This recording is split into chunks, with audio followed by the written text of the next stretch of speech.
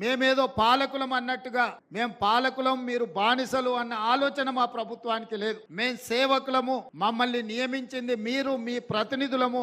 మీ యొక్క ఆకాంక్షల్ని నెరవేర్చడం, మీ ఆలోచనల్ని అమలు చేయడమే ఈ ప్రభుత్వం యొక్క విధానం. అందుకే ఈనాడు ఈ రాష్ట్రంలో దాదాపుగా 40 లక్షల మంది నిరుద్యోగ యువతి యువకులు ఉద్యోగ ఉపాధి అవకాశాలు లేక తెలంగాణ పబ్లిక్ సర్వీస్ కమిషన్ చుట్టూతోనో, పోలీసు రిక్రూట్మెంట్ బోర్డుల చుట్టూతోనో, మెడికల్ అండ్ హెల్త్ రిక్రూట్మెంట్ బోర్డుల చుట్టూతోనో లక్షలాది మంది తిరగడంతో సంవత్సరాల కొద్ది కాలం వాళ్ళ సమయాన్ని వృధా చేసుకుని గ్రామీణ ప్రాంతాలలో నుంచి కోచింగ్ సెంటర్ల కోసం హైదరాబాద్ కు వచ్చి 10 సంవత్సరాలు మీ విలువైన వయసు, మీ విలువైన కాలము వృధా అయిపోయి ఆత్మహత్యలు చేసుకోవాల్సిన పరిస్థితులు వచ్చిన తెలంగాణ రాష్ట్రంలో దాపురించి. అందుకే వాటి అన్నిటిని పరిగణలోకి తీసుకొని వాటిని అధిగమించి సర్టిఫికెట్ ఉంటే సరిపోదు, సాంకేతిక నైపుణ్యమే మీకు ఉద్యోగ అవకాశాలు కల్పిస్తుంది అని చెప్పి నేను బలంగా నమ్ముతున్నా.